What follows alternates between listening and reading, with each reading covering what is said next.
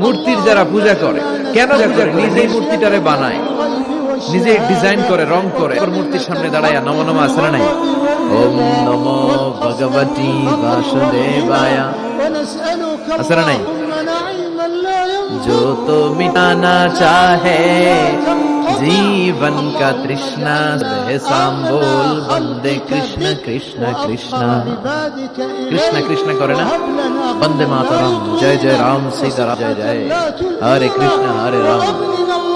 আমার হিন্দু ভাইরা বলে না, এরাও আমাদের মাহফিলে আসে।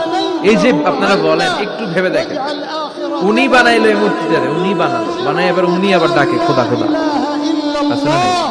তো ওইটা কেমনে আমনের খোদা? আমনে না ওইটার খোদা? যে যেটারে বানাইলো সেটার খোদা না?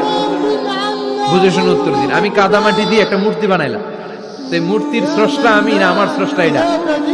এটারে বানাইছে কে? আমি।